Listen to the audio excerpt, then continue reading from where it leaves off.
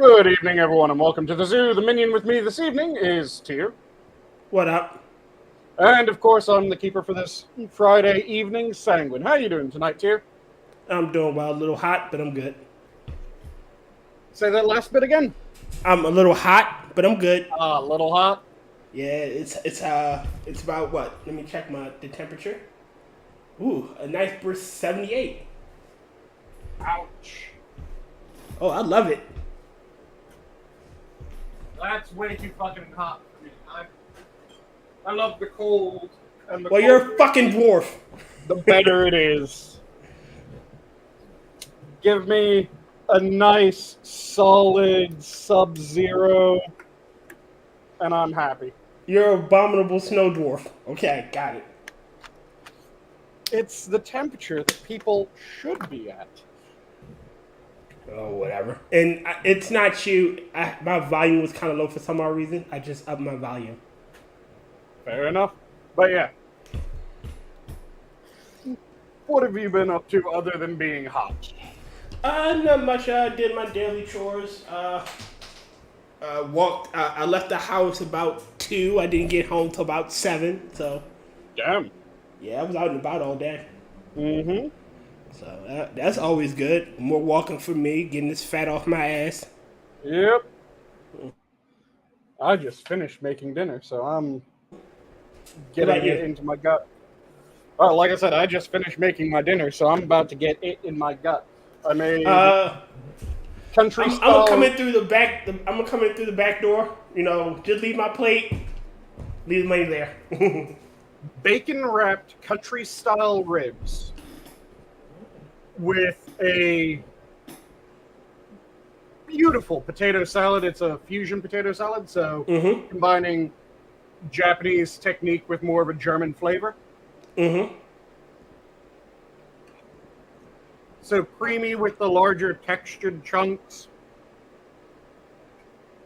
But it's creamy not because of everything getting added into it to sauce it up.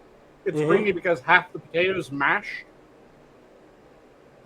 And then that's done up with some spicy pickles to pop up the flavor a little bit. A good bit of mustard, like I said. Those country-style pork ribs with that bacon around them. Spice rub on that. Some garlic slices underneath the bacon. And then a glaze brushed on and torched. That sounds tasty. When do you think I'm gonna break into your house just to eat your food and leave? It is absolutely fucking delicious. Again, break into your house, eat your food, leave the money, go away.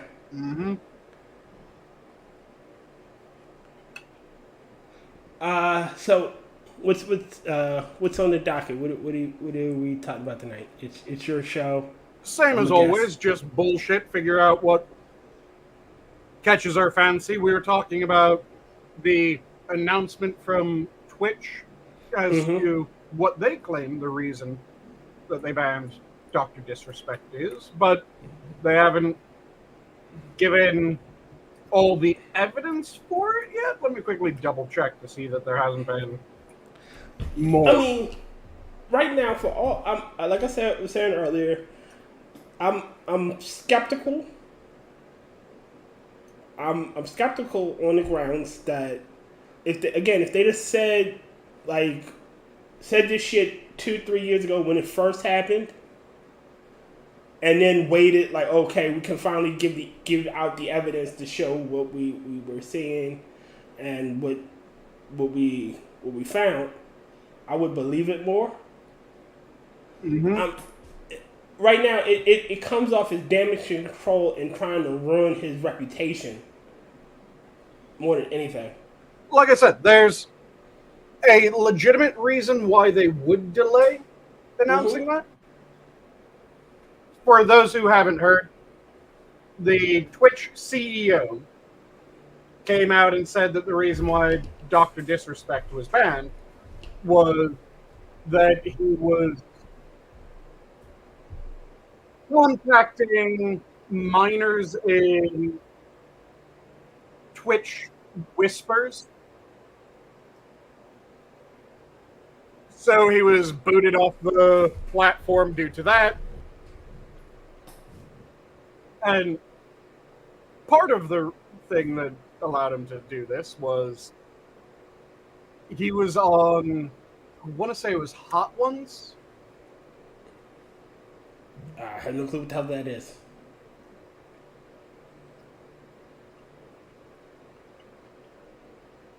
You there, Sanguine? Say again? I didn't. Would you say anything? You kind of went mute there for a second. Yeah, sorry. Got something in my throat, quickly took a swig. Pop Tart said she want to hang out. Send her a link. Oh, copy that. Let me quickly shoot you the link then, Pop Tart. Yeah, I get to hang out with Pop Tart. It'd be my first time hanging with Pop Tart. And there we go. There's DMs. But yeah, he was apparently on the Hot Ones interview, which you're familiar with, right? No. So, Hot Ones, a guy has a bunch of wings with varying hot sauces. Okay. And he asks people questions as he makes them eat extremely spicy wings. So it's this kind of playful interview while also putting the person through pain. Okay. It's a fairly funny show. And there's been a whole bunch of different interviews, but one of them was with the CEO recently, the Twitch CEO, and the Twitch CEO said during that interview that, yeah, he was contacting minors in Twitch. Oh, that was an interesting thing to jump in on. What up, Poppy? Hey, Pop-Tart. Hey, how y'all doing? Good. Doing grand, and yourself? Pretty good. Oh, that's good to hear. Yeah, the thing that we were just talking about was the Twitch CEO came out and said that the reason why Doc Disrespect was banned was because he was chatting with minors. Well, that's always a horrible thing to do. Yep. But again, like I said earlier, I'm skeptical. Granted, Sanguine, you gave a perfectly legitimate reason to why, and why they couldn't say anything now at the moment. However, if they came out immediately and said there's an ongoing investigation, we can't talk about it at this time, would instantly throw some of that doubt from my mind. However, years down the line, yeah.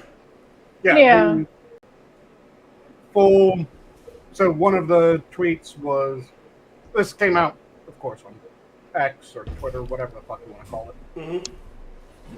And there was a ex-Twitter employee that first said shit about it, which was a guy by the name of Cody Connors.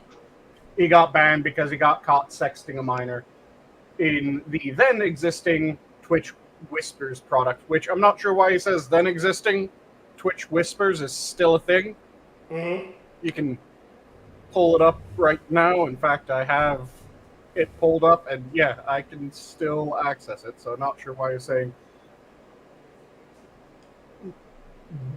the then existing. But apparently he was sexting and then trying to plan a meetup. There's been a response, which is that it hasn't been settled. Or, sorry, he says it has been settled. No wrongdoing was acknowledged, and they paid out his contract. Which is a very different thing than I didn't do it. So no wrongdoing was found, and they had to no wrongdoing was acknowledged.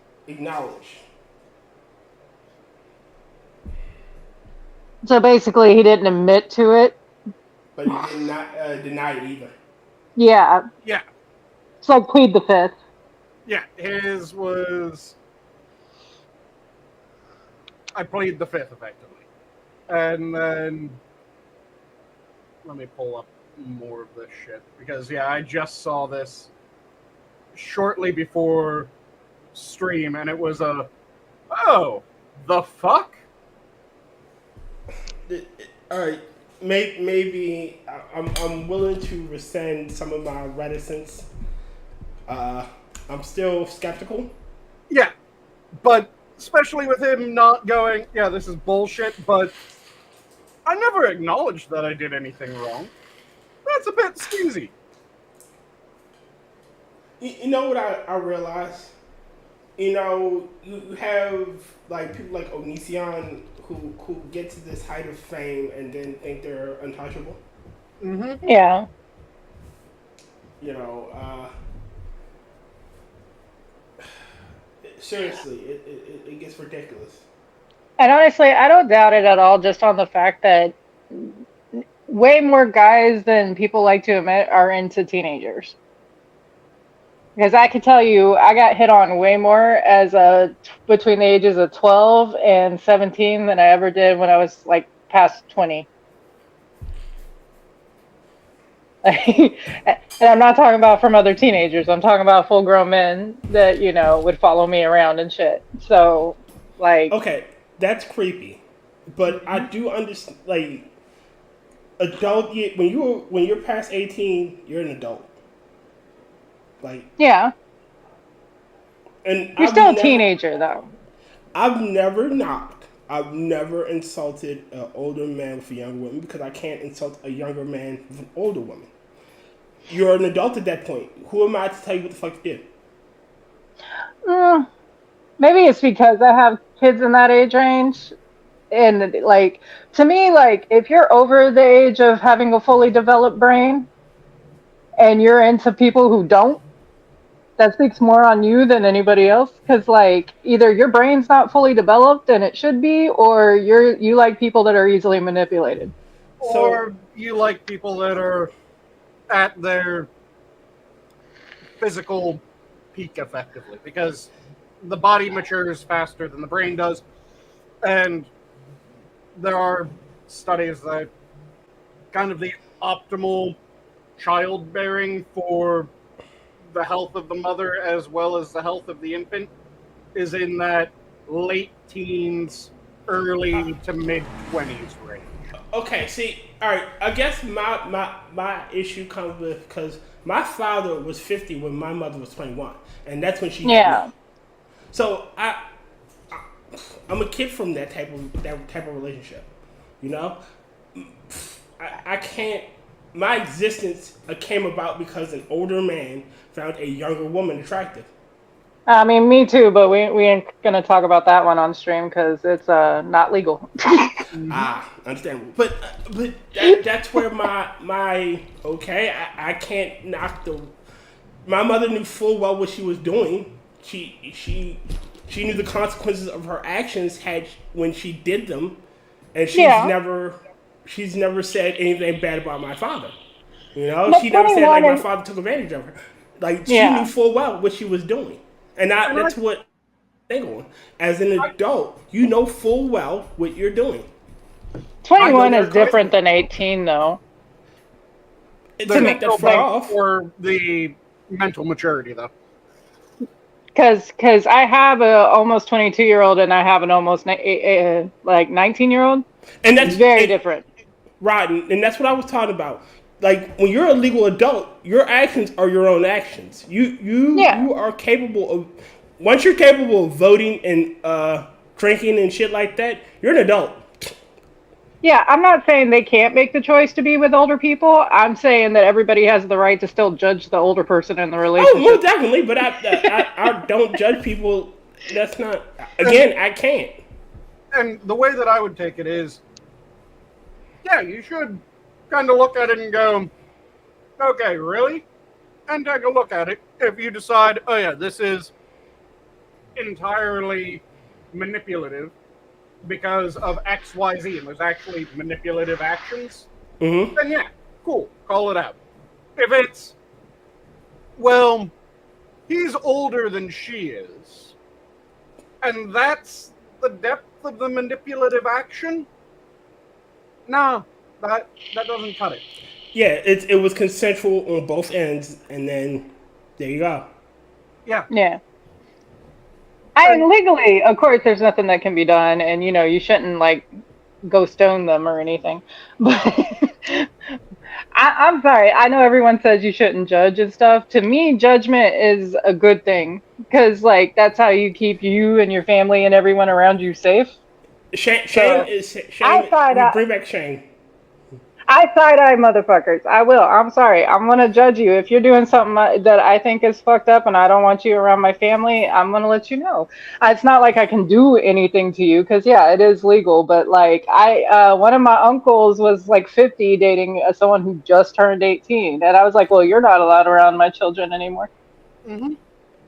Again, that's a little different. Just turned 18. Like, how long has he been messing with her? Right, or like how long has he been talking to her? Because grooming's a thing. It's not illegal. Grooming's perfectly legal. You can groom all the way. I mean, you can know someone till they're 12 and groom them until they're 18. It's legal, but that doesn't mean I'm gonna approve of it. It's more that it's extremely difficult to prove to the extent that it's illegal. Yeah. Yeah. Because if it's known that you are grooming and they can prove that you're grooming to the point that it's illegal. Yeah, it depends on your tactics. Like if you're over there showing inappropriate things to kids, that's illegal. Yep. Yes. If you're just bonding with them and buying them little presents, that's not illegal. Yeah, and that's also, is that really them going, well, I'm going to get this person to love me so that I can sleep with them 20 years from now? Or, a lot of times, yeah. I wouldn't say a lot of times. I'd say, sure, that happens, but there's also cases where it wasn't the intention whatsoever, and then it came about as time went on. Yeah, I just grew up in the... Wait a minute. Writing course. Everybody judges Poppy is what has to be done, in my opinion. That's right. Yes, we all judge Poppy. Y'all can judge me. That's fine. There's no comment in that, Writing. That's fine. Everybody can judge me all they want to. It don't change my life any. But yeah, with my stance, like I said, take each case individually. Yes. And if there's something creepy going on, absolutely call that shit out. Agreed. If it's a normal relationship other than the age gap, then it's a normal relationship other than the age gap. Why the fuck are people having an issue? And agreed. They're 18 or 19. I've met 18 and 19-year-olds that are a fuck ton more mature than some of the 30-year-olds and 40-year-olds that I've met. Yeah, that's what I said. Like, the first thing I said was either your brain didn't fully develop, and that's why you... that was the first one. Like, I'm not saying that the older person's brain didn't develop. I'm saying that it's possible for an older person to get to know someone that they don't know the age of. Go, this person's really on the ball. I like this person. Then they find out the age, and it's not a turnoff for them. They're going, still found them attractive before, and they're still the same mentally as I knew. Now, if they're going for a mentally immature person, then that's a what the fuck. Yeah. All right. So in the same token, when you know how girls get fake IDs and say, "Oh, I'm 18," and then it comes out that like she's only 16. It shouldn't be on the guy at that point. She lied. It was a deception. That he was under the assumption that she was 18. Like she was an adult. As long as there was a good faith effort to kind of make sure that they were good, Because, yeah, if you're at a bar that you have to be 21 to enter, and a 17-year-old has a fake ID, and you go, well, everyone in this bar is 21. Yeah, it has to be 21. So I'm assuming she's 21 as well. Yeah, I have more sympathy towards that than if you're at a place that allows for a wide age range to enter, and you ask, so how old are you? And they go, well, I'm this old, and you're going, that doesn't sound right. Can I see an ID? Well, I don't have an ID. Okay, when were you born? They say one birthday. You ask them again later. They say a different birthday. You ask them again later. They say something else. That's when you're going, no, fuck this, I'm out. Yeah. Dude, I've actually carded guys in the past when I was single. Because I'm like, you look really, can I see your ID? And they're like, I've never been carded. I'm like, baby, I don't care. Show me that ID. Because you look very young, and I don't.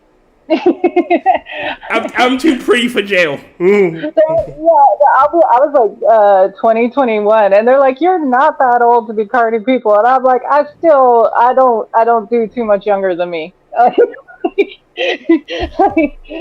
I really don't. I have a very short range of dating. Even to this day, I'm 40 now. If me and Chris ever broke up or anything, I doubt I'd ever date again. But if I ever did, I have 5 years below and 5 years above, and I'm not going in between that. My mom was only 14.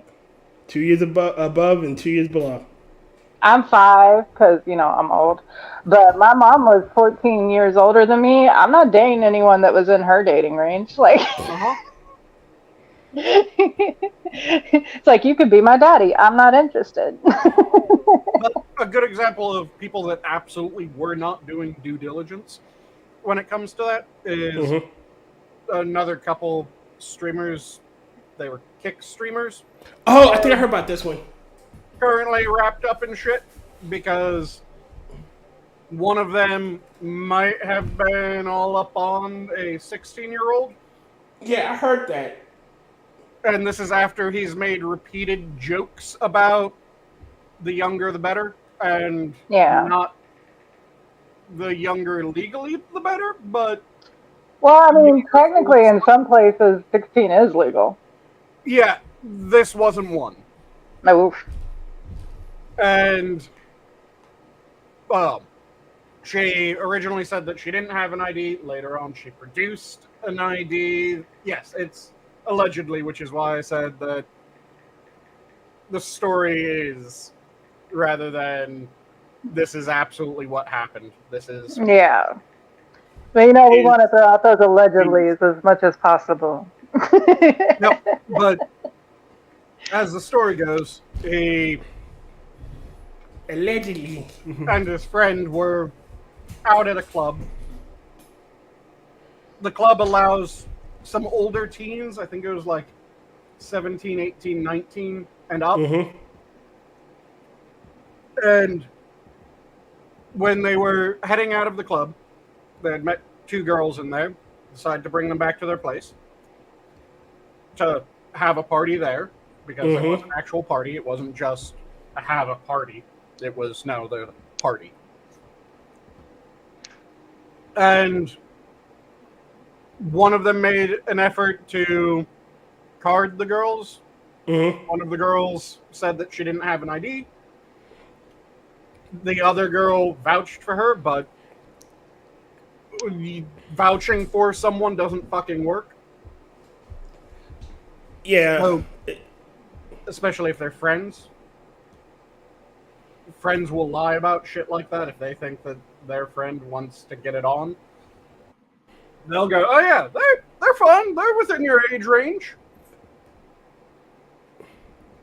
But the night goes on, and every time that she's asked about her age kind of shifts around. Every time that she's asked about her birthday changes. When she produces an ID that is, according to the people that have looked into it, her older sister's fake ID. from when her older sister was younger. Had an entirely different birthday. The picture kind of looked like her, because it's her sister, but wasn't really matching her. Okay. There were a bunch of shady things, but yeah, as the story goes, they got rather close, to say the very least. And this is blown up. The two main streamers involved have been banned from Kick, because with all the shit that is allowed on Kick, that thankfully is not. Well, it seemed that it's his or their fuck up, and they didn't do their responsibility in verifying age. Hey, Hellcat, yo, Sora. Oh, the thing is that it seemed to be a willful thing, not when you're listening to what they were saying while it was going on.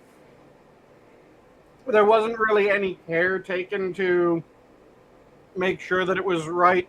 In fact, the guy who is the main one being implicated, when someone said it's a fake ID to him, he said, a fake ID? I didn't even know that they make those. But if they do, good. I hope it's fake. Oh, hell no.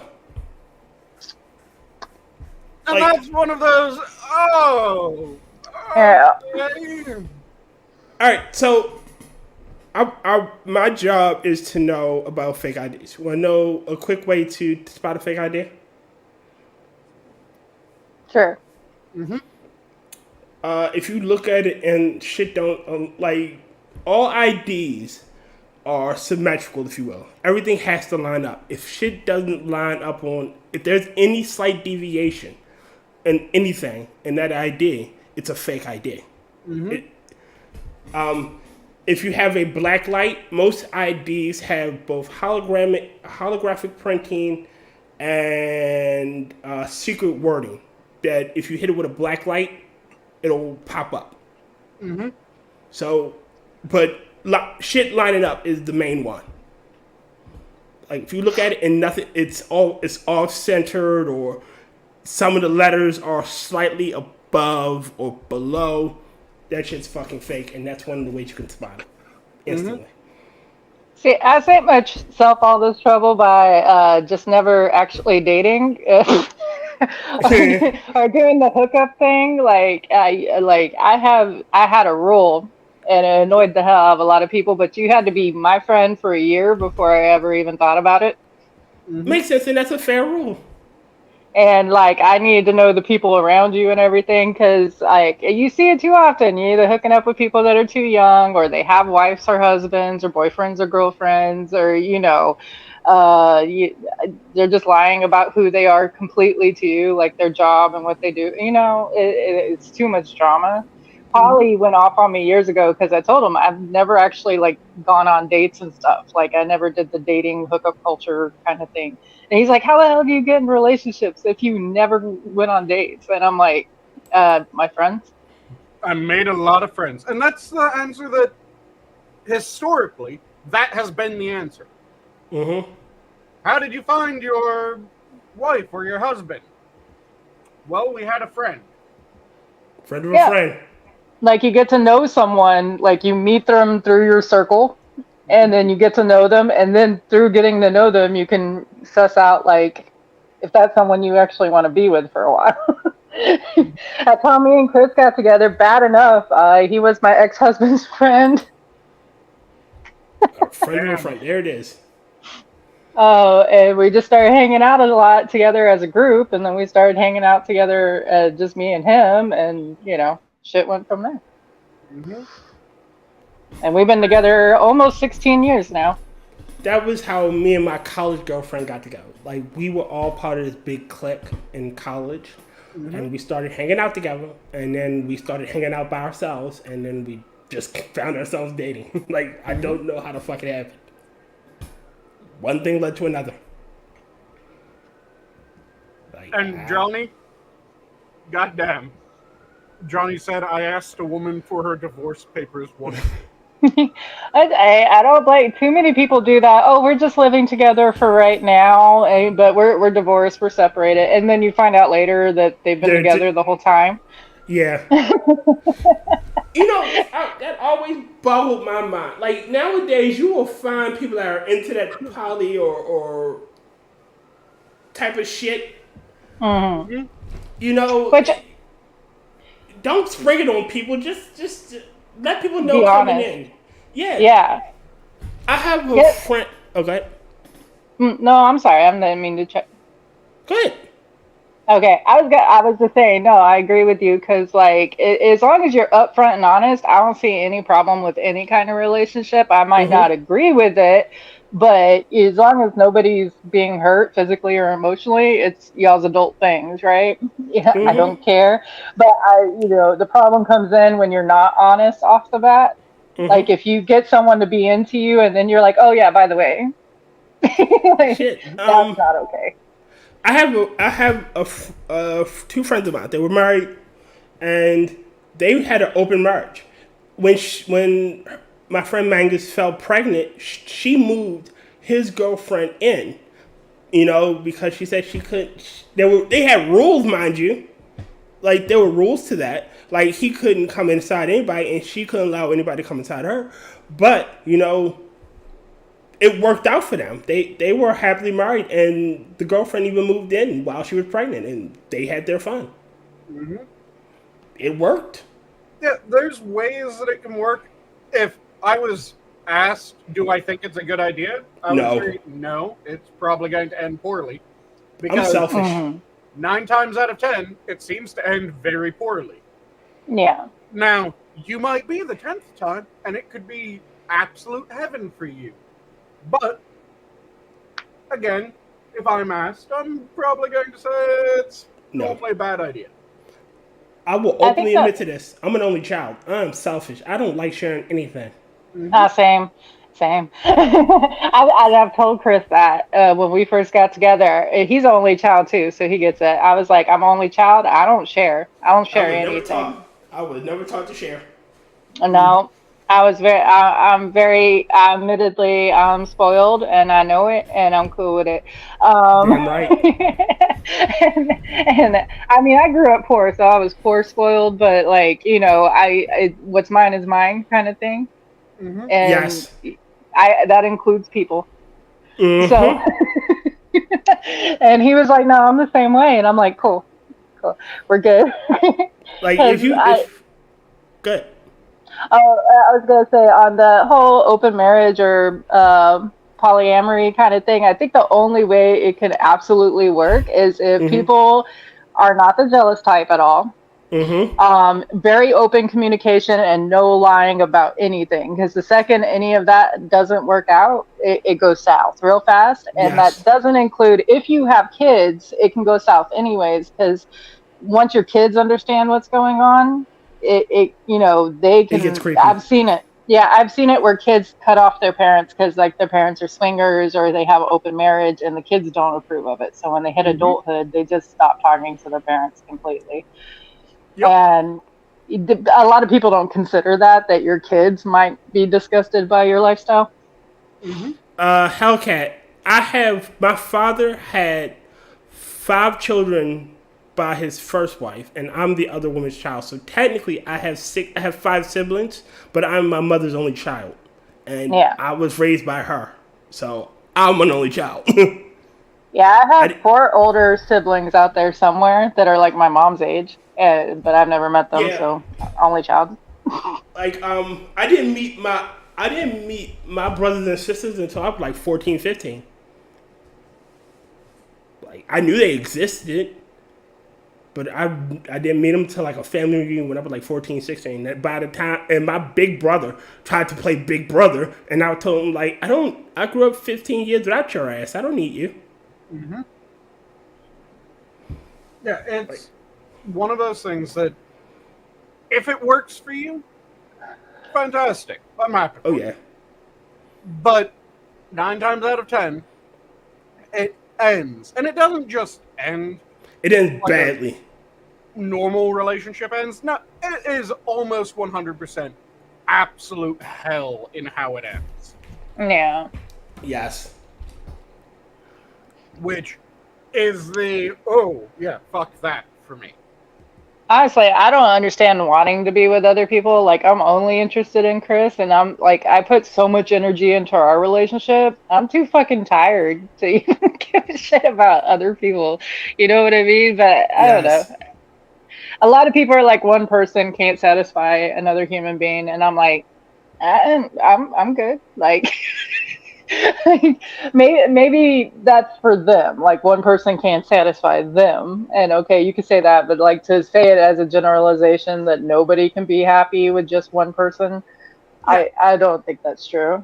Yeah, and I get the fantasizing because, yeah, it's kind of fun fantasizing about certain things. But there's a lot of shit that I fantasize about that is not a, yes, this is what I want. Like, Yeah. there's jobs that I fantasize about. What if I Yes. was in this job? I would hate being in that job, but it's fun to fantasize about. Yeah, fantasy and actual in practice, like, doing very different. Yes, I can dream all I want about something. Um, there's certain things that would be fun for a short period of time, Mm-hmm. but would become hellish over time. And being able to figure out which one's which is really important in the long run. Hmm. Because there's a lot of people that throw away heaven in the long run For for hell. heaven in the short term, Yeah. but hell in the long run. Oh God, Reddit is just full of stories of people wanting to try an open relationship and then their relationship breaks up shortly after because the other person ran off with another person.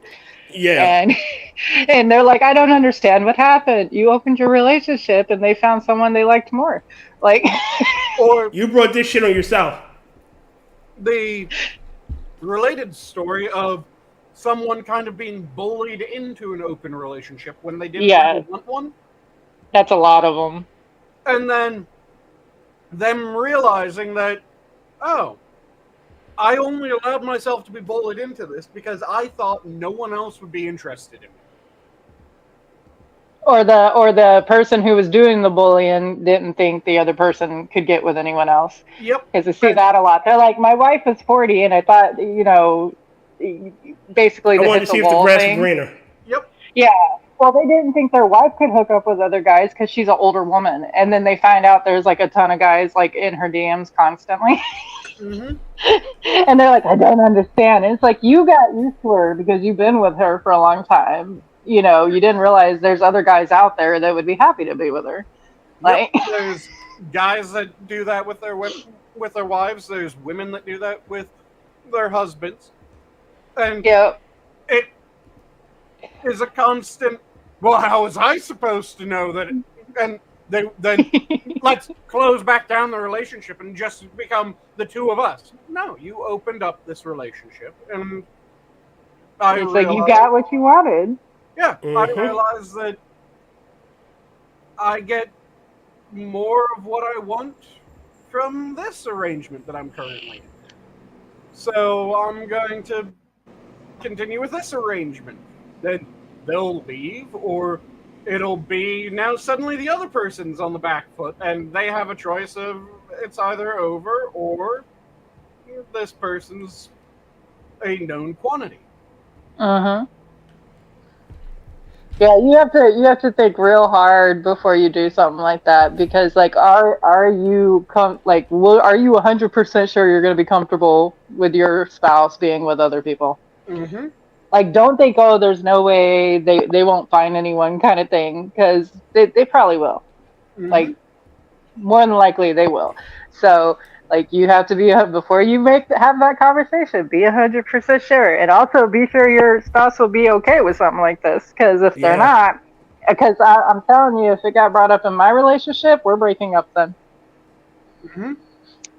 That's just how I see it. Like the first conversation, I'm just gonna be like, bye. Yep. Yeah. I'm gonna go call Willow, see if I can stay with her for a little while. if I'm ever given an ultimatum of we either open up this relationship or it's over, okay, it's over. Goodbye then. Yeah. It's so I don't share. I don't share well, and I will openly admit this. Like I don't share anything. All right. I share with Chris, but that's because he's my spouse. I ain't sharing anything else with anyone else. And then nowadays you run the risk of like your spouse bringing something back to you, STD or something Yeah. ill. I mean, that's always been a possibility, and that's actually how a lot of women find out or their husbands are cheating. I don't, probably men do too, but yeah, I hear more from women. Yep. Like they find out they have cervical cancer from HPV because their husband was cheating, or they get chlamydia or whatever, and they have to go to the doctor, and they haven't been with anyone else, so then they're just staring at their husband like. Yeah. Because they do bring home stuff. Because condoms don't work all the time. Like, So. Or magically kids pop up out of nowhere. Oh God, I know someone that happened to. Her husband brought home a 5-year-old. The mama had gone to jail, and he just showed up with a 5-year-old. Like CPS showed up and said I had to take him. They had been together for 11 years, and he showed up with a 5-year-old. Again, that's like whenever there's the military member that gets jodied. He comes home to a kid he ain't been around. Yeah, he's been overseas for the past year. He comes back home to a 1-month-old. It does not take a mathematician to work that out. It really doesn't. And in chat they're like, "Oh my God, a 5-year-old." I'm like, yeah, because not only did he cheat and have a baby, he hid the baby for 5 years. Yep. Oh my God. Yeah, no, that went bad in court for him. Again, you brought this shit on yourself. Yeah, I mean, you want to feel bad for people who get, screwed over in court, but also, like, dude, no, you totally, that was on you. Yep. That was totally on you. Like, the only way that there would be any sort of empathy from me for that situation is if it turns out the kid wasn't his. Yeah. And he hadn't cheated, but he was put down as the father on the birth certificate. So I don't know how old this story is, and it's a story. This neighbor who was kind, who was taking, this neighbor beside him had a son that he decided to take under his wing as a mentorly role. Takes him out to baseball games because his father was a piece of shit. The woman tried to sue him for child support because he took on the fatherly role. Yep. Go ahead. You first. You finish with. I was saying, and I'm listening to this story and I'm thinking like, so now because the man that fathered the child is a piece of shit, another man stepped up. You want to shunt all the first guy's responsibilities onto him. And it's kind of like how there's the big story going around currently of the sperm donor who's getting sued and was successfully sued, and now he's trying to deal with that and deal with a appeal, if I remember correctly. I could be wrong. It might be in the initial suit, but I think he was sued, caught blindsided, and then he's now dealing with an appeal. What? Someone used his semen to produce a child through in vitro fertilization, and now they're trying to. No, that should. Oh my. Okay, so. And they illegally unmasked him because that was one of the parts of the contract with the agency that he donated sperm through. Was that it would be anonymous. They wouldn't give the information to identify him. To the mother, they would have the important things for the child, so that they would have his family medrecs without names. Just like, oh yeah, he had a grandfather that had testicular cancer. So that could be an issue with your kid. Yeah, they would get that sort of information, but they wouldn't get any identifying information. He was unlawfully unmasked. She then sued him for child support because she couldn't afford the child that she decided to have with his cum. That he had to go and get from the fucking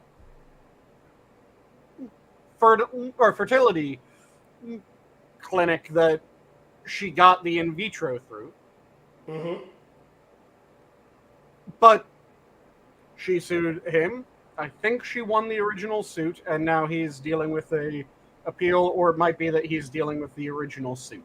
Hopefully it's that he's dealing with the original suit and hasn't been fucked over, but I think I remember him saying that he has been paying for a number of months child support. You know what? Honestly, that's what's the word I'm looking for. Fucked up.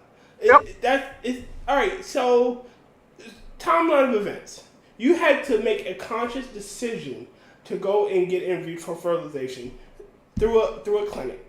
You made this decision. It wasn't like you was in a consensual relationship and you two had sex and a child was produced. Big difference. He made a donation to a clinic that was supposed to remain anonymous. You know, you decided to use those services and produce a child. You can't take care of the child. So now, because he gave a donation, yep, he is now liable. That is so fucked up.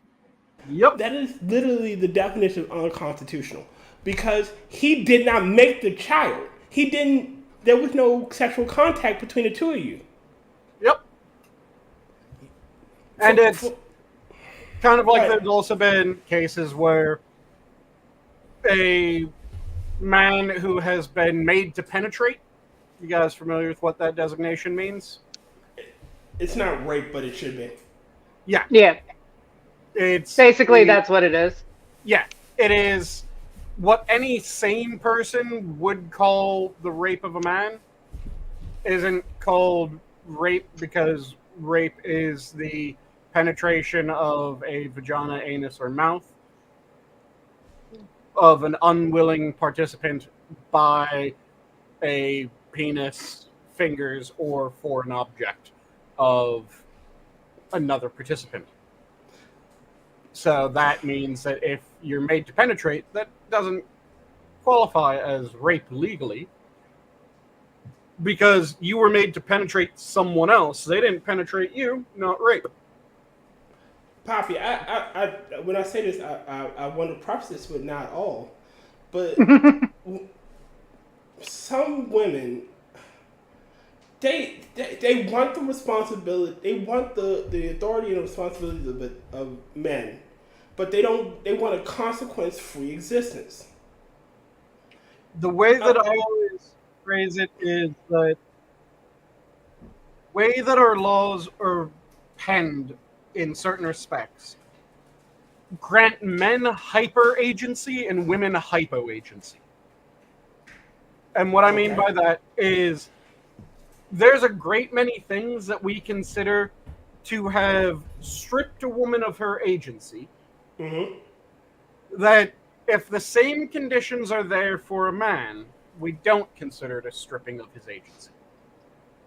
A really good example are the drunk sex college posters that you'll see all over the place of drunk sex, where it's they were drunk, they had sex, she was raped, and you're going, wait a second, they were drunk, they had sex. So if she was raped because she had sex when she was drunk, he was raped too.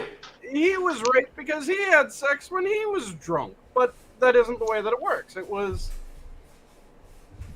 They were drunk. They had sex. She was raped. And I can't remember which of the big college cases it came out that the situation was unbelievably fucked for the guy. Since the actual story, the story that was given was two friends were at a college party. They both were drinking heavily. Then they went back to the guy's dorm room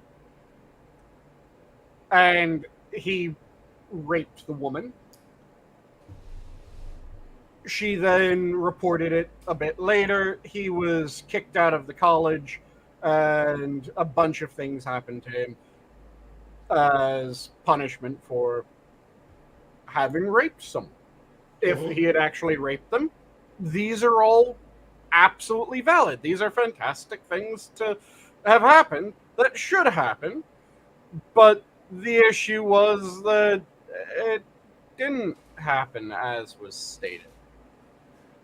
And that it didn't happen as was stated caused massive issues, but it was massive issues for the guy, and it was fucked up. Since what had happened was he was the one who was actually violated. The actual events of the story were they went to a college party. She plied him with alcohol until he blacked out. He hadn't plied her with alcohol. She had plied him with alcohol. As she plied him with alcohol, she wasn't really drinking. So you have one party who was sober, one party who was blacked out. She then took him back to his dorm room and performed sexual acts upon him while he was blacked out. That's fucked up. He was the one that was kicked out of the school. All right, so if a woman could drink heavily, get behind the car, kill somebody, and still be liable for murder, she should be liable for her actions when it comes to sexual contact. Like, you were, okay, drinking is an excuse. You put yourself in that situation and something happened. See, I have the take of it depends on what the actual conditions of the drinking were. Because I can understand saying that if a guy is plying a woman with alcohol and is constantly going, come on, drink, it'd be rude not to drink, let's have a drink. And they Fair enough. That's fucked up. Okay, I agree. That is fucked up. That I would say it's fucked up if a woman does the same to the guy. Yeah. And I think it... Oh, go ahead. No, you can keep going, honey. I think that it should be, in those instances, yes, that should be considered a form of rape. Because that is trying to hinder someone's cognitive function. But if two people are at a party of their own volition and they are drinking of their own volition, there's no force, there's no one person is pushing alcohol while the other isn't doing a goddamn thing, then you had drunk sex. And there should be a designation of drunk sex versus rape. Drunk sex is both people are drunk, they fuck. Okay.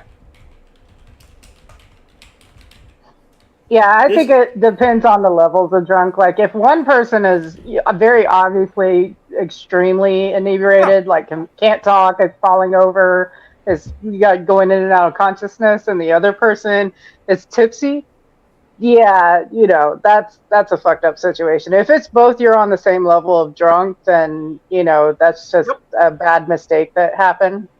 Yep. And this is one reason why I don't particularly drink, and I don't go out to clubs. Yeah. Like, I don't need that in my life. See, I don't become drunk just because I'm too poor.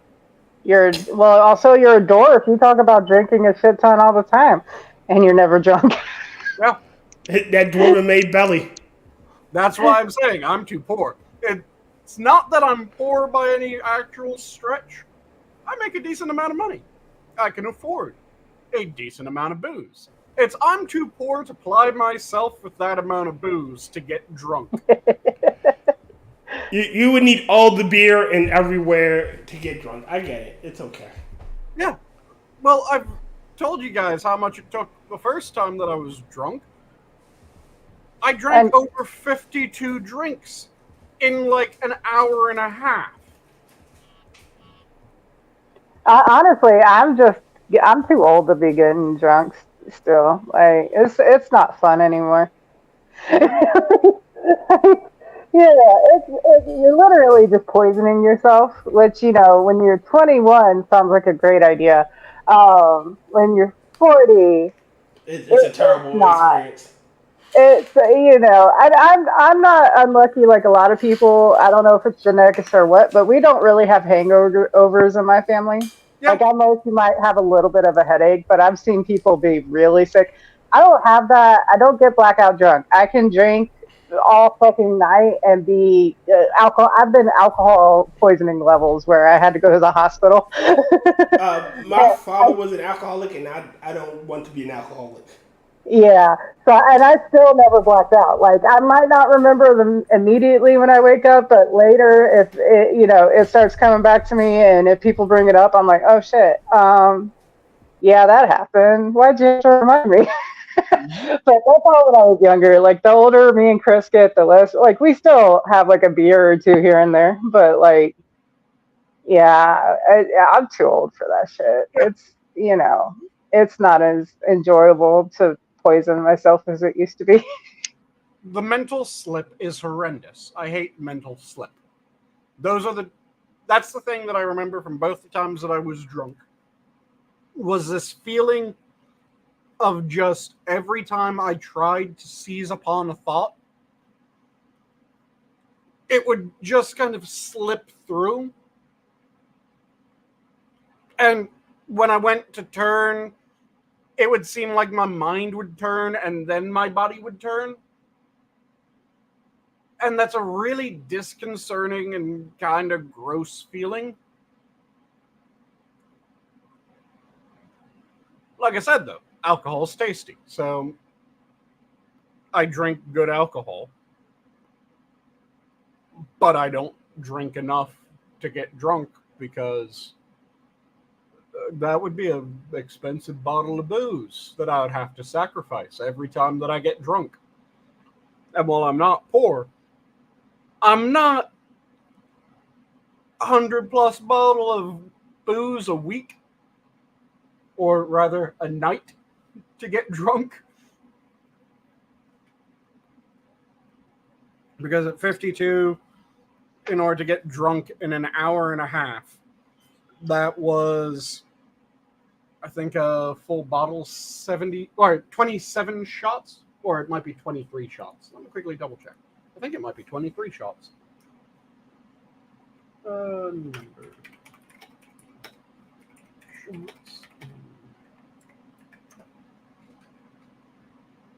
Okay, so in a 750 milliliter bottle of booze, it is 17 jiggers. A jigger is about a shot. I have expensive hobbies. Video games aren't getting cheaper, so I can't be spending while wasting money getting drunk. Yep. Yeah.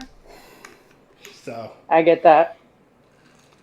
Sorry, I keep muting. I'm walking around. I smelling smoke again, but it's probably my neighbors. I can't wait to move. Mm-hmm. But yeah, it would be insanely expensive to buy and drink 3 bottles of booze in order to get to that, or in order to get just south of that 52 drinks in an hour and a half.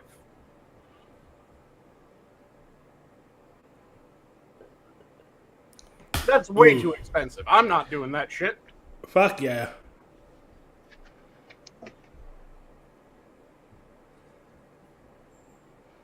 No, that's understandable.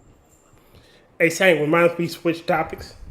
Oh, go ahead. Like I said, it's a normal Friday night. It's whatever the fuck we decide to talk about. Poppy, Yeah. do you like the Alkalite? I don't know.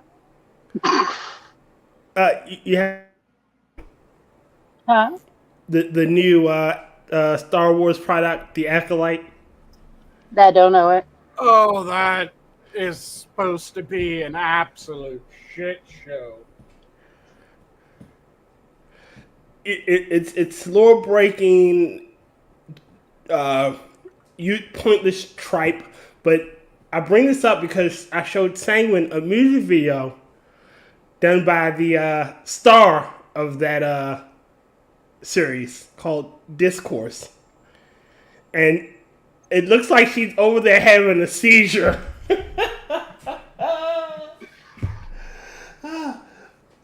Oh man.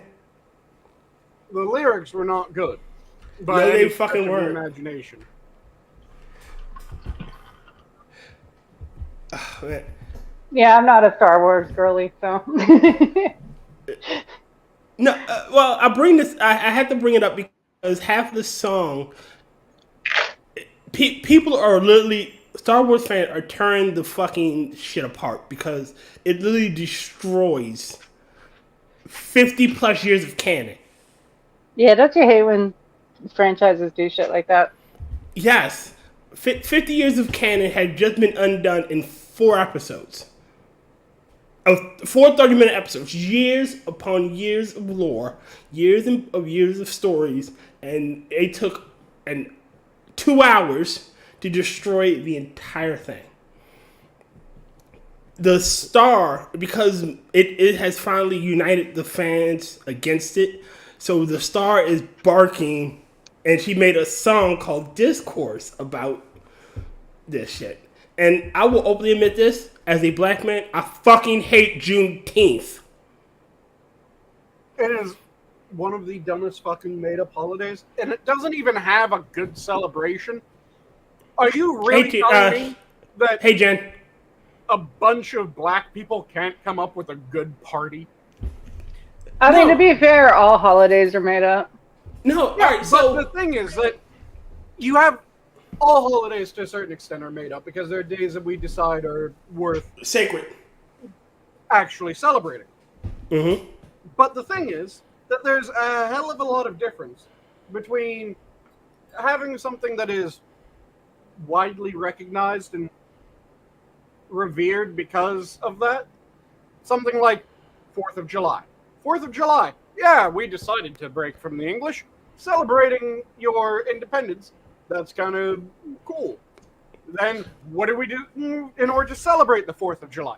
4th of July, we blow up the sky. Fuck yeah! Well, Maybe in the future they'll come up with better celebrations for it. But my issue with it is, okay, so I looked it up. The 13th Amendment was amended on January 30th, and it became ratified on December 6th. Pick one of those 2 days and have Freedom Day, the day we established that all men are truly created equal. And Well, it's when the last ones were released in Galveston because they weren't told about it till then. But see, that's the reason why I don't want to celebrate that is because it's the day because of failed communications that you guys were free, we just ain't tell you fucks. It's a failure in communication, but the day it was ratified or the day it became official should be celebrated. Yeah. Not the last day where the last people were free. No, that's not a day worth celebrating. Yeah, because they were just kind of being screwed over the whole time. Yeah. Have it be actual celebrations that are interesting. Yes. Sanguine doesn't really care about the holiday itself. He just wants the party to be interesting. Yes, I want a good party. That's my criteria for every fucking holiday. Have a good party. My issue, sorry, same. But my issue with it is it's trying to divide an already divided nation. Yep. It's Black Independence Day. God, no, it's not Black Independence Day. That's why we should celebrate. It should be called Freedom Day. Yep. It shouldn't have any racial connotations. It's just a day where we acknowledge that at some point all over our planet slaves were held, and we recognize that the freedoms we have here are great. Mm-hmm. I mean, at least it's illegal. I mean, they're still slaves, but it's against the law now. Yep. Yeah, which it wasn't before.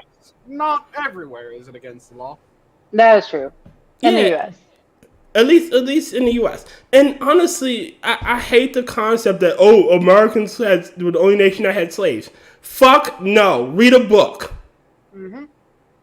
I bring this up. And I hate the idea that, it was the Western world that enslaved everyone else. All right. The Barbary slave trade? Are we just ignoring that? Or I got one better for you, Sanguine. Do you know what the Romance of Three Kingdoms is? Yeah. In the Romance of Three Kingdoms, it was what? I believe this event happened in 196. It had a slave tell Cao about the plot against his life, and Cao executed him because you should never master. That book was written in 600s, around the 600s. It predates 14th century historical novel. It literally predates America by 1,800 years. And they were talking about slaves. Can I switch back to the topic we were talking about before this? Yes.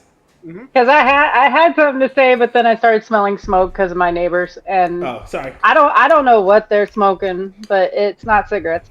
Like I said, I can't wait to move.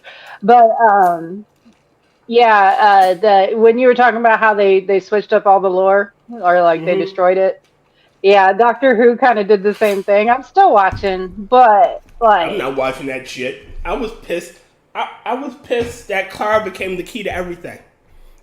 But yeah, because they had the toy master come in, and he's like, I scrambled up your whole timeline, and now everything's different, and it's like, what the fuck? Yeah. All right. So this is all right. I'm an old school Doctor Who fan. I started watching I didn't watch the original series all the way through, but I used to watch the old BBC when it came on on Saturday nights with my grandmother. So I know a fair bit amount of the lore. There should have never been a black doctor. I'm talking about the Forgotten Doctor. The War Doctor makes sense. Mm-hmm. It was the doctor he was trying to ignore. Jodie Whittaker being Tech Tayun and they stole your regeneration, and no, that doesn't make sense. The Time Lord got their regeneration because they found a rift in time. Yeah. Yeah, apparently all that with the woman doctor happened because the toy master was fucking with their history and all this. I'm just like, what?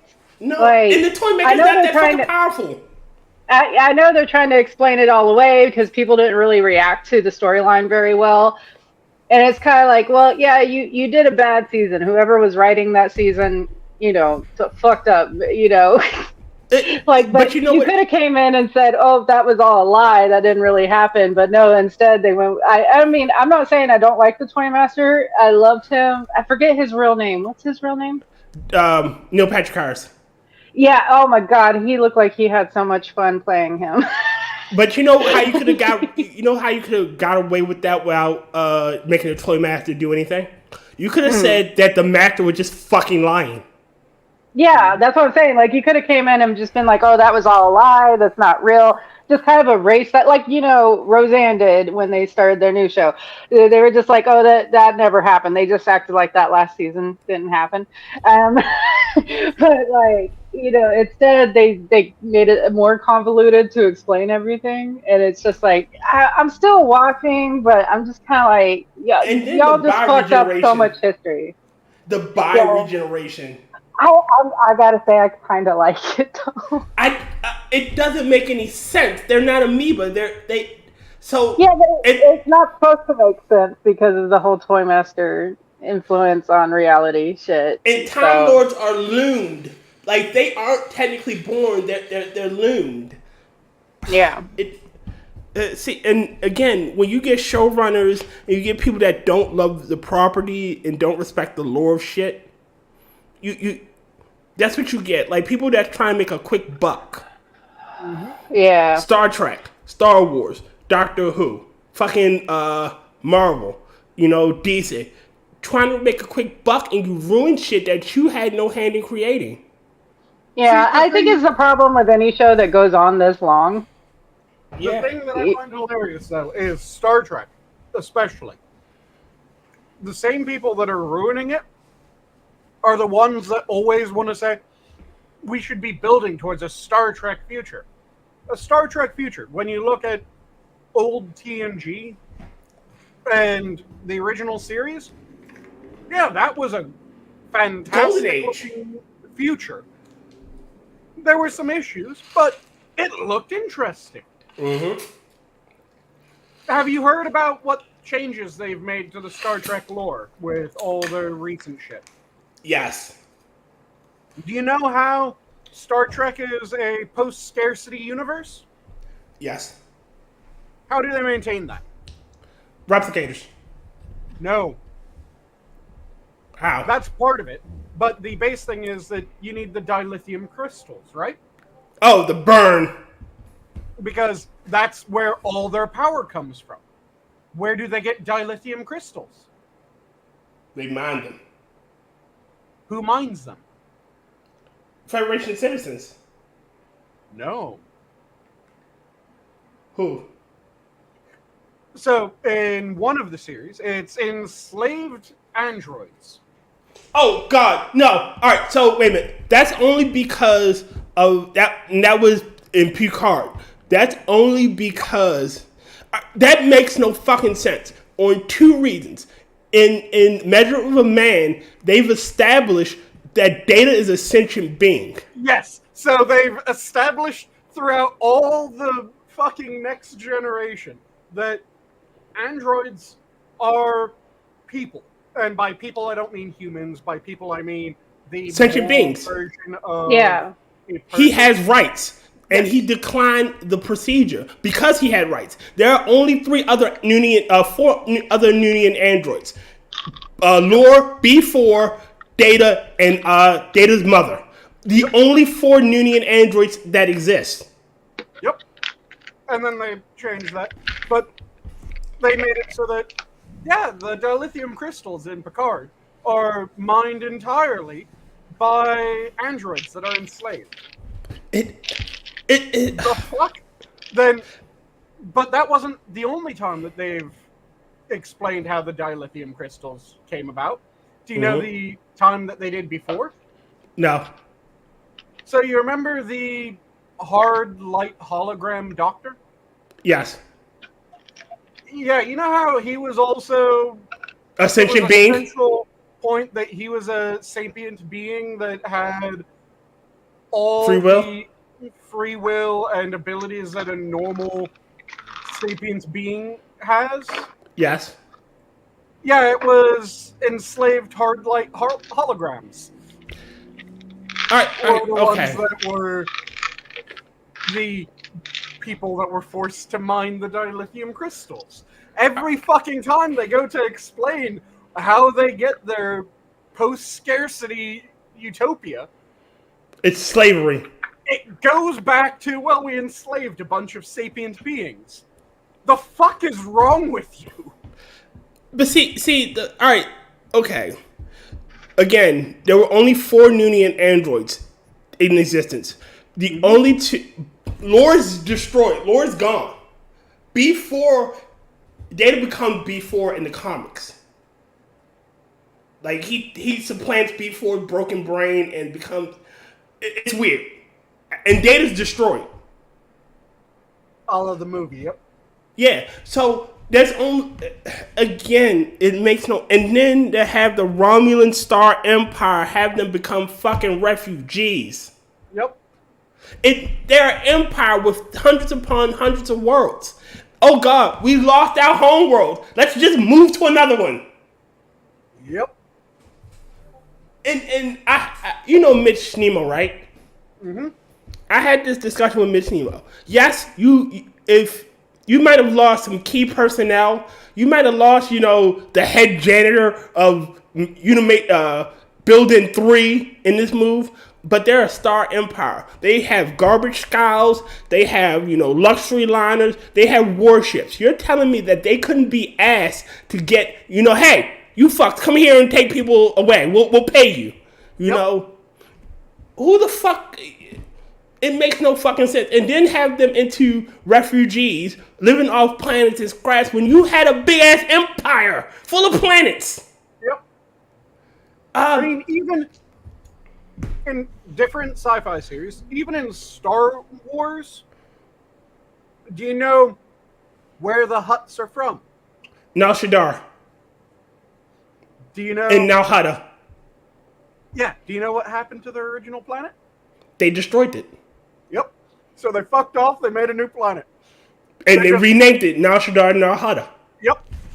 The Mandalorian homeworld is gone. Yep. They fucked off and made another one. Yeah. But the Hutts just straight up fucked off, found another planet that was mostly suitable. They finished the terraforming of it and went, this is ours. This is our home world. Fuck you. Yeah. Like, it makes no fucking sense. It'd be a big difference if this was a single planet species. If they'd have said this was a pre-warp species, okay, I get it. It's a pre-warp species. They're at our space, their level of technology right now. And something happened to their planet, I can see that being, okay, all right, makes sense. But the Romulans had enough ships to fight a war, an interstellar war, alongside the Federation and the Klingon Empire, and still had people to fight. Mm-hmm. You're telling me that somehow all of their ships, everybody was so far away from the planet by the time this shit happened. Oh, well, we can't get anybody. Okay, I guess since we lost our home world, we're all fucked. When they had thousands upon thousands of colonies. And the most confusing thing is, it was stated many times that the Romulans kind of had a comparable fleet to the Federation.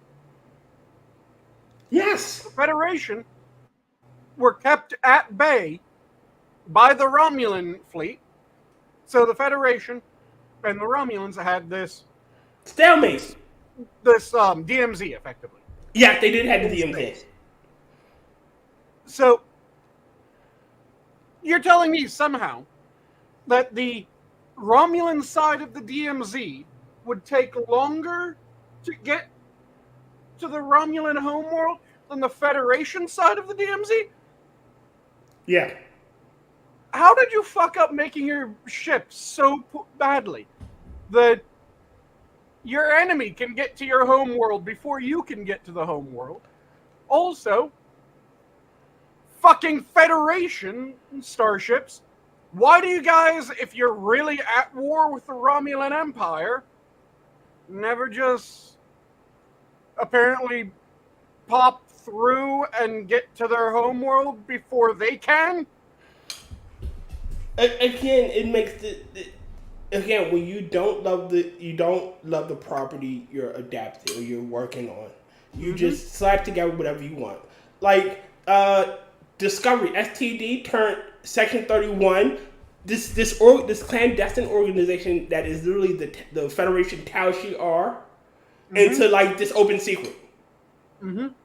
Like wait a minute, they're supposed to be clandestine. They are literally MI6 of fucking the Federation. They don't exist, but everybody knows about them. Mm-hmm. They openly recruit. Really? That's not how Sloan worked. Sloan worked in the shadows. Like, you didn't know who the only time he actually tried to recruit somebody was Bashir. Mm-hmm. And even then, he kind of clandestinely like poked and prodded to try to get him into their organization slowly. Mm-hmm. Like, you don't love the property you're working with. You're just trying to make a quick buck. And you get pissed when the fans, the people that kept this shit alive for the last 30, 40, 50 years, reject what you're doing. Yep, go, hey, this is bullshit, and it conflicts with everything. Yeah. Like making fucking Michael Burnham and Mikey Spock. Oh, why don't they talk about it? Because they all been sworn to secrecy. That's not how any of that shit works. Mm-hmm. Or if you go back to Star Wars, I know one of them was like, the Force has something to do with those things in your blood. Metachlorians. But George retconned that out. He realized when he put that in, it didn't register with fans. It didn't react with fans well. And in Clone Wars, he retconned it out. He said your metachlorian cloud makes no fucking difference. Like, you don't need the metachlorians to use the Force. It's just what it is. Yeah, it was a weird ad in the first place that shouldn't have ever been added in. But just everything that keeps them being done. And like I said, I find it hilarious because the people that point to these properties as this is a future that we should push for are the ones that make the future absolutely horrendous every fucking time. Because again, it wasn't some ultra-capitalist that went, hey, let's add slavery to this post-scarcity universe. It was a bunch of people that look at Star Trek and go, Star Trek is the future that we want. It's built entirely on slavery. That was them. No one else did that. And that happens again and again and again. And the thing that I find hilarious is, I've mentioned the sci-fi series before. I'm going to mention it again because it's a fantastic fucking sci-fi series, and it's the only sci-fi series that I've ever read where the capitalists are the good guys. The Commonwealth Saga by Peter F. Hamilton. Mm-hmm.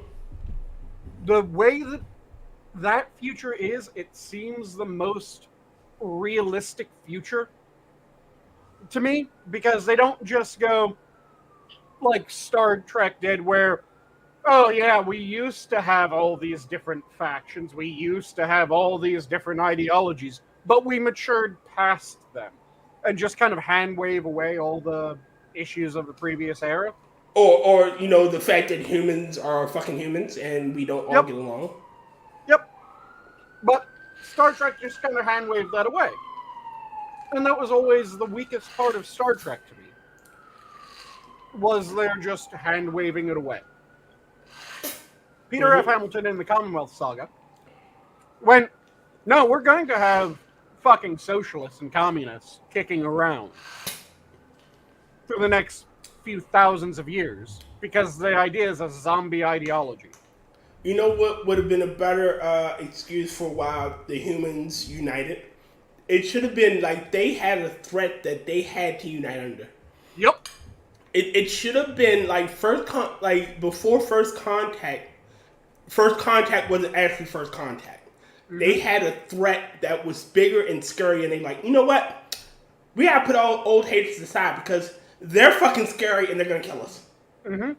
So, in the Commonwealth Saga, humanity has expanded to a multitudinous planetary race. So it isn't just one, it isn't just 2 or 3 or 4, it is hundreds. And what humans did early on is, okay, we have worlds that we want to settle. We have a bunch of people that are annoying as shit. You want to try your idea? Here, have a planet. Let's see if it can actually fucking work on its own.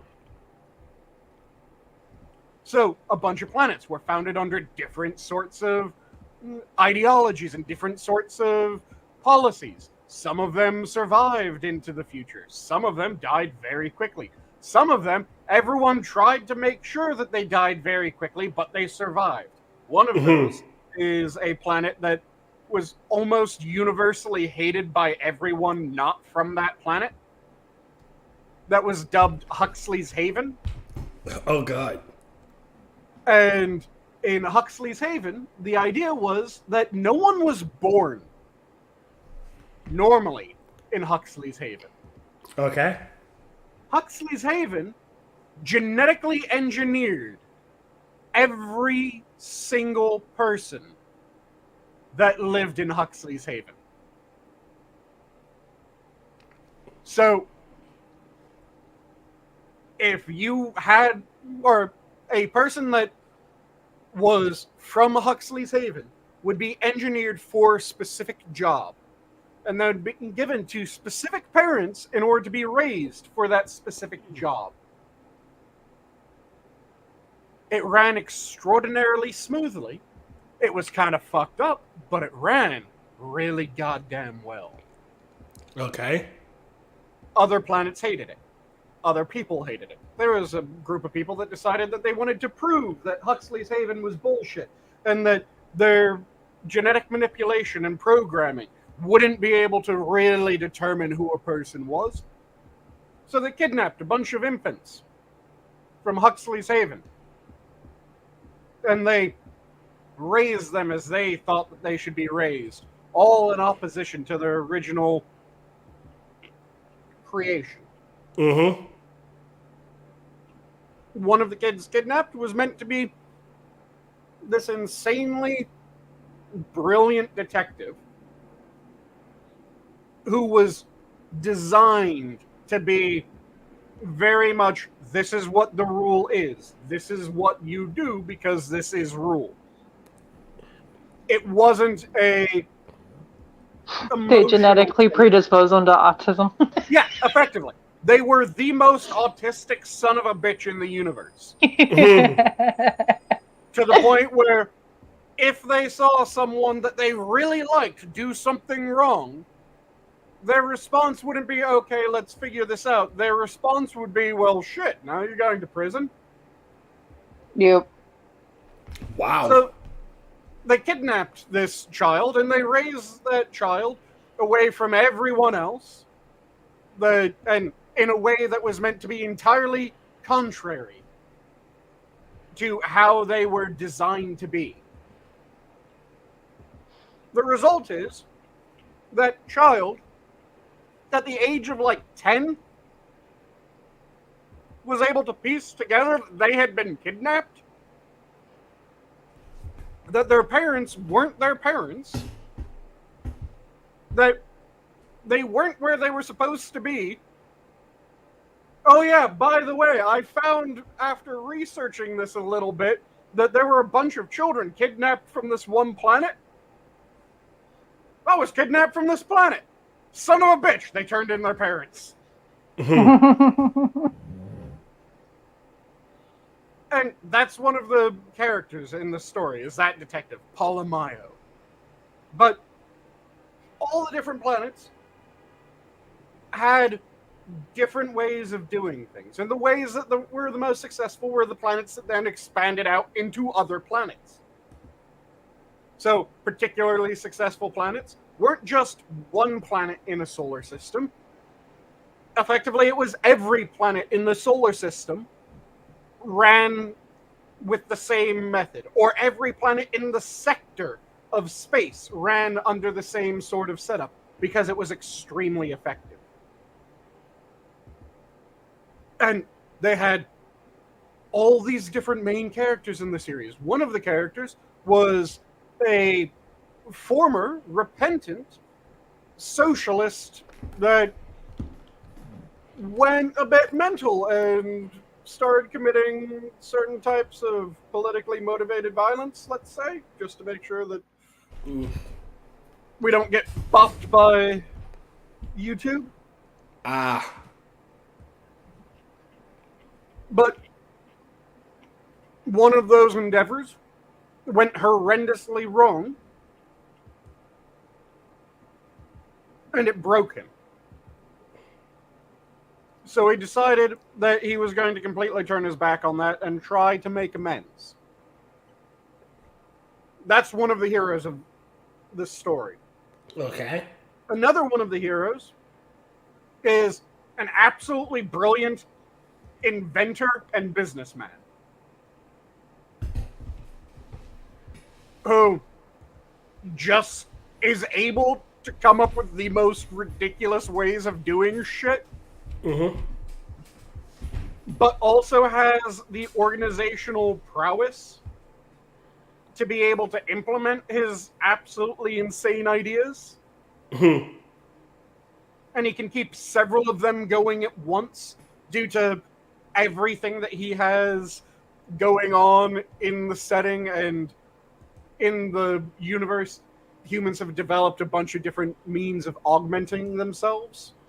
Okay. And that character in particular went, okay, I'm going to get every sort of mental augment that I possibly can find. And in fact, I'm not just going to get every sort of possible augment that I can find. I'm going to copy myself several times into different systems. So it's not just me as me. It is the army of me's. So dude has a ridiculous reach of what he can do because it's built into the story and it's expanded on as the story goes on. Everything that this dude has done and everything that he's been a part of, it seems very realistic. And the interactions are realistic as well because there are the complete idealists that look at him like, oh, you son of a bitch, you're not helping anyone. And he's just kind of going, fuck you. Do you know what I... Fuck you. And it builds up amazingly as the story goes. But my favorite character in the entire series is the most ridiculous capitalist character from fucking any sort of media.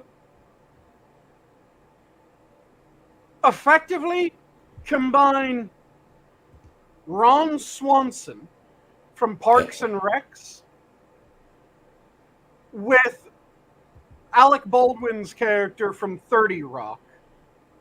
And then dial up his competency.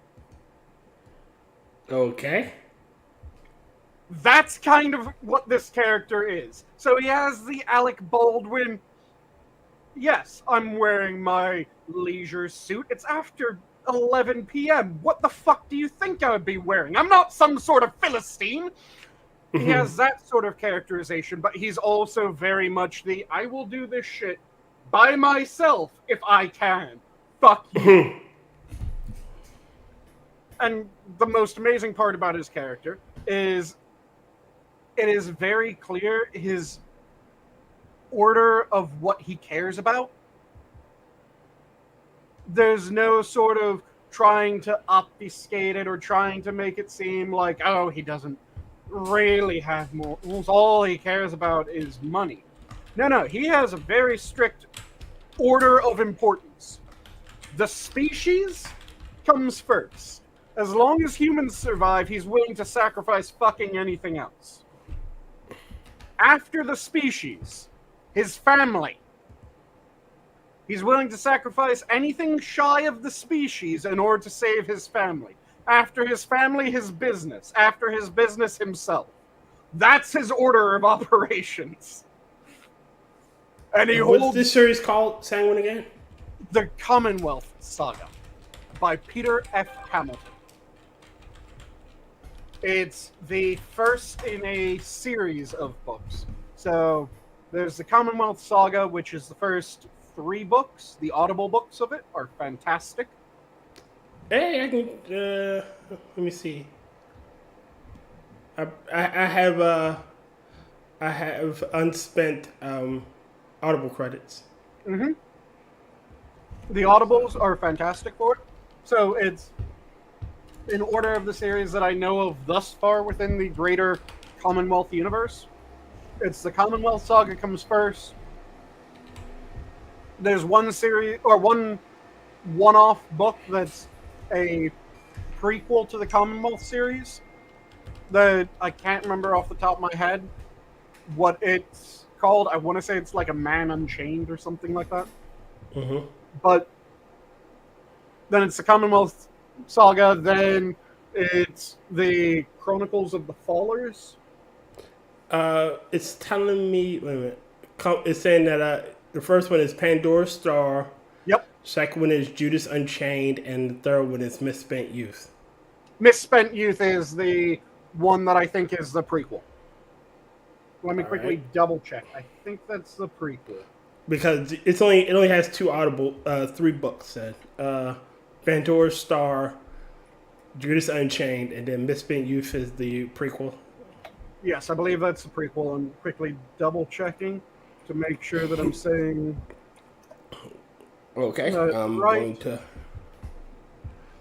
First, I'm going to check see if my favorite sites have any PDFs of it for free. Okay, so yep, it is. Misspent Youth is the prequel, and it goes into one of the technologies that plays a part in the rest of the series that come to follow it.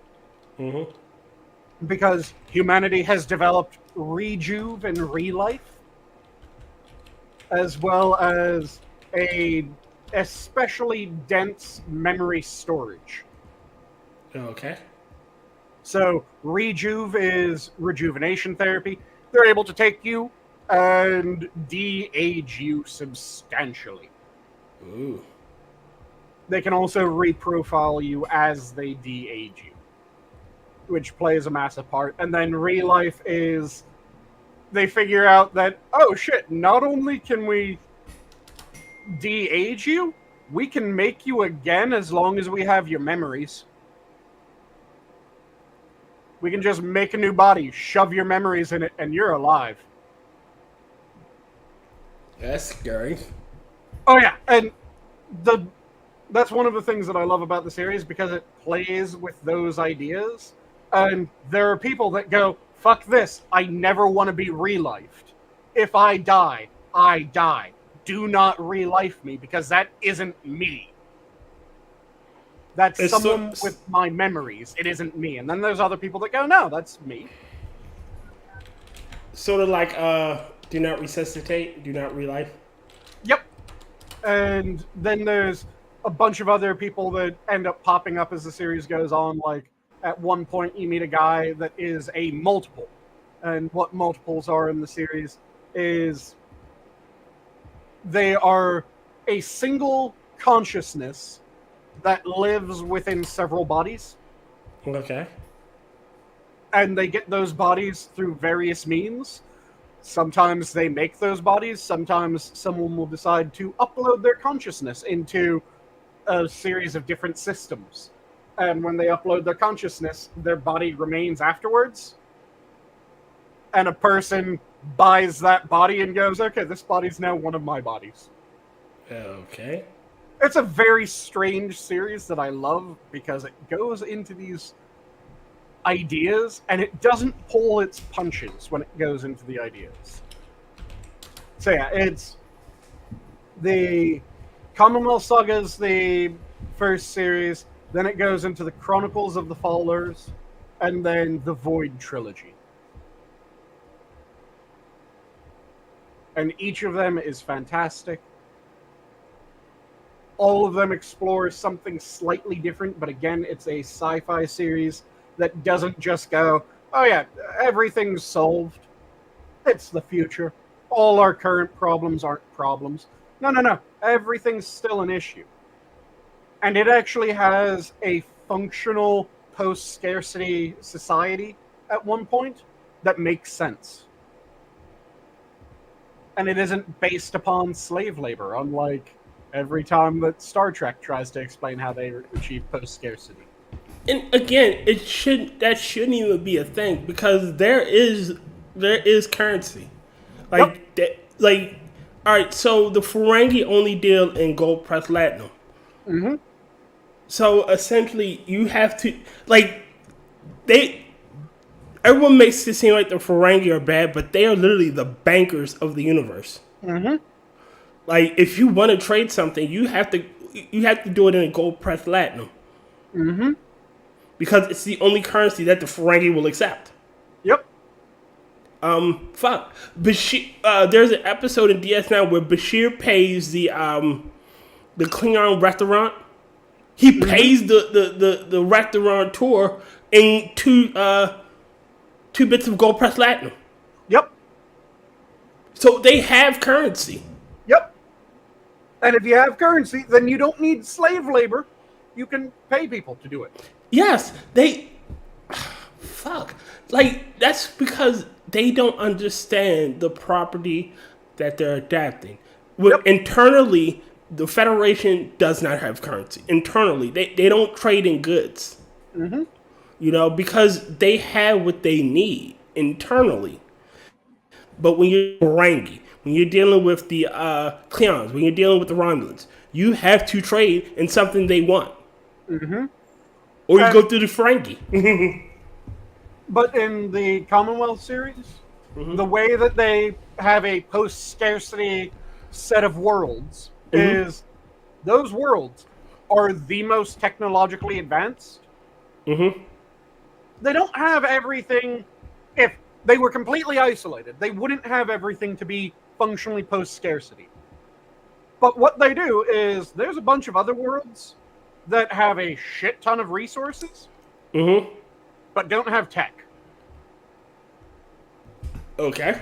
And they go to those worlds and they go, hey, tech for resources? Trade? And those worlds go, yes, tech for resources. Sounds amazing. We'll give you this amount of each of our resources for that tech. Sounds good. And they do that for a shit ton of worlds. So they have functionally endless resources in the core of the Commonwealth. But those worlds are still getting those resources through reasonable means. They aren't enslaving people. They're going, okay, we'll do business with you. We'll don't really have resources, but what we do have is we made sure that we got all the most insanely brilliant people that we can. And we've just given them all the time and resources to do whatever fucking experiment they decided to do. So, you want this weird tech that we just developed a week ago? Here you go. Have resources, please. And as long as you keep giving us resources, we'll keep on sending you new tech. Again, when you don't understand shit. You just fucking make it up. Mm-hmm.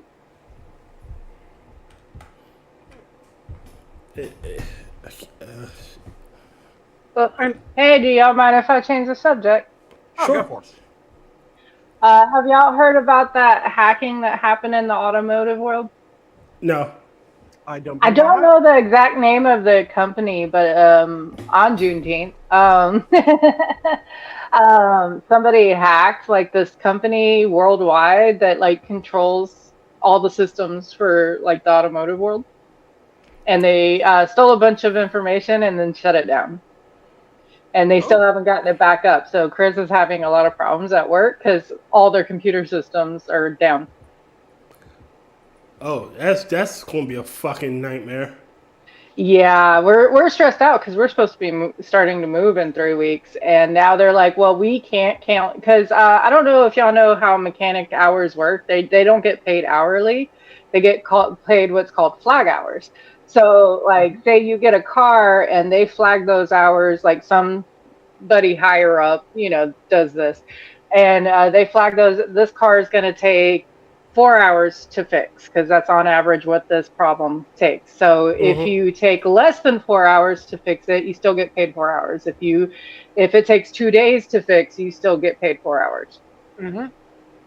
But they have no way of keeping track of everybody's hours right now. So they're like, the best we can do is pay you 90% of what you've been doing for the past 2 weeks. That sucks, but also that system, goddamn, I wish that system was at my job. The flag hours? Yeah. If Fuck no. Oh, I would love that shit. I'm sick and tired of at my job. I work in a lab. One part of my job is I do write-up for the testing that we do. And there's a certain number of batches that you're supposed to be able to write up every hour. That number is 4.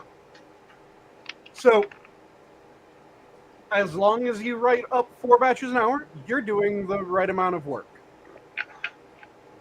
They do want you to be able to write up faster than 4 batches in an hour. The problem is they don't pay you to write up more than 4 batches an hour. Yeah. And so 4 batches an hour, that means a batch every 15 minutes, right? Yes.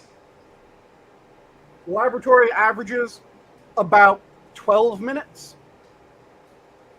Do you guys want to guess what my average is? 5. 10.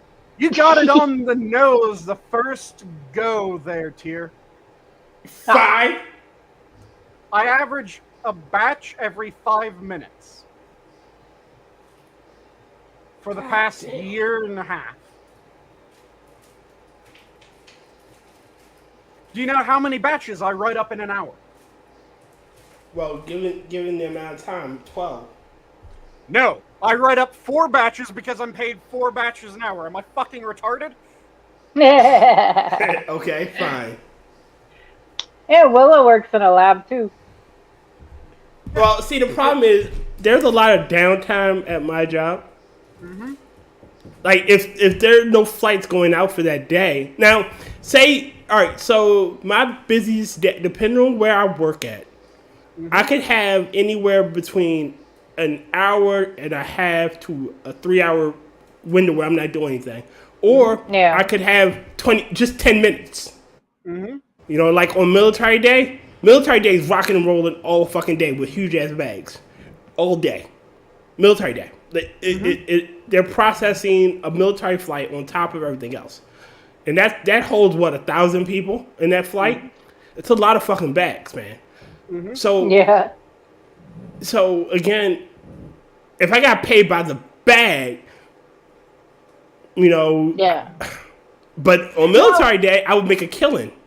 Yeah. Yeah, I mean, it can be a problem because, like, there are times where cars just aren't coming in. Like, around certain holidays, like Christmas, you don't get a lot of cars coming in because everyone's spending money on presents and shit, and they don't have the money to go fix their car. So, basically what you're supposed to do when you're on flag hours is when it's good, save up as much money as you can. That way, when it's bad, you have money. Yep. Or what I would really fucking love for my job is if it was that if you did more work, you got paid more.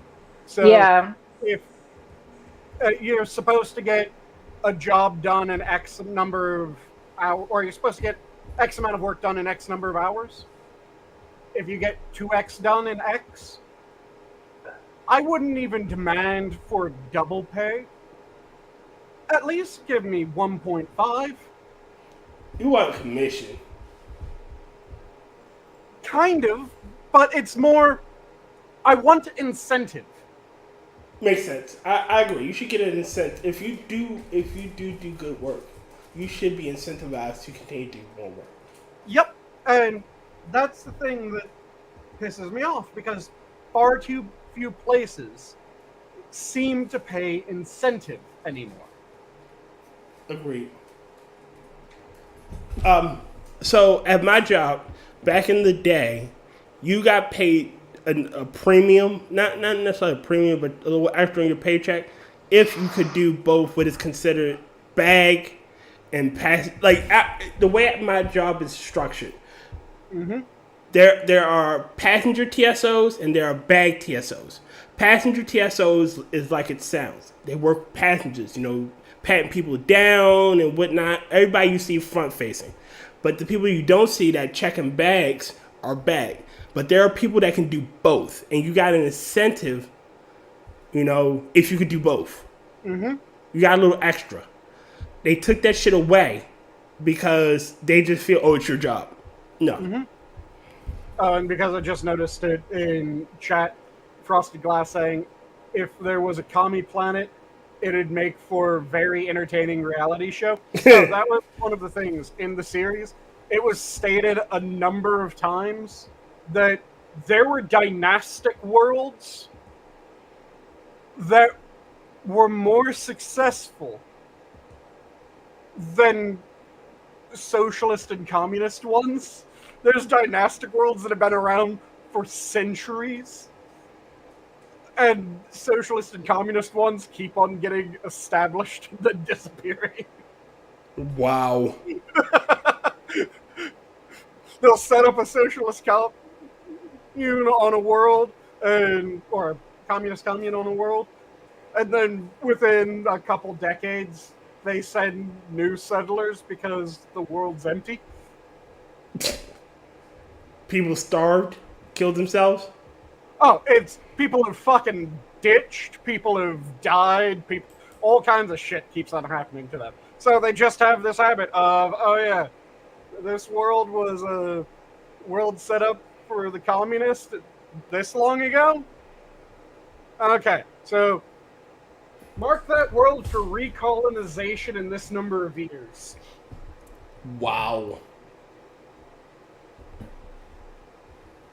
It's you gotta love glorious. the commies. Yeah. Like, you can't beat human nature. You can't. Yep. And, alright, and I say this because it's true. In a small, closed system, communism could work. Small and closed. That's the only caveat. In a small, closed system, in like a town where we trade, where my survival is dependent on your success, it could work.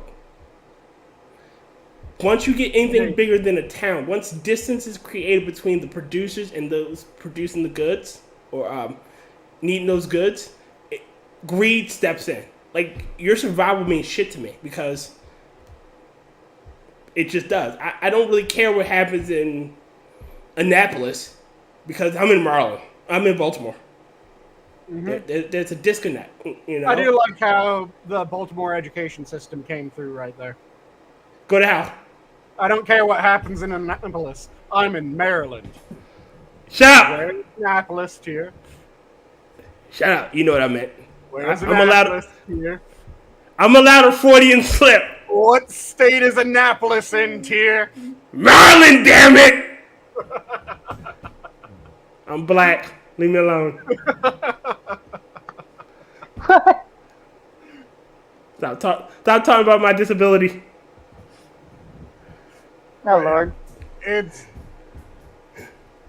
one of those things that sci-fi should be... My favorite sci-fis are always the sci-fis that are most believable. And yes. Then that was me going back to the topic when I saw that from Frosted. The topic that we had switched back to, which was the earlier topic, was... I'm blanking for some reason. I remember that I swapped back, and then I was planning on swapping back again. Saying we have the memory of a goldfish. Well, we've been going for almost 2 hours now. Yeah. It's not so much the memory of a goldfish, because if it was the memory of a goldfish, I wouldn't remember that I had swapped back. Oh, we were talking about the preserving of genres. Oh, yes.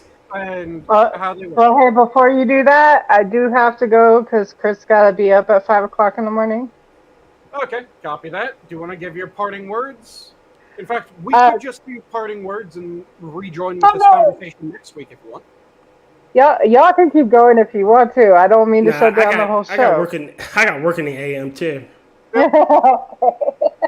Well, as usual, my parting words are just thank you for having me and thank you for listening. And it's always good to see everybody.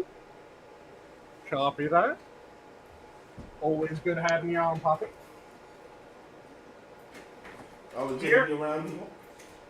If you're passionate about Sanguine, devour him. Don't let him devour you. That's a fight, and you will lose that fight.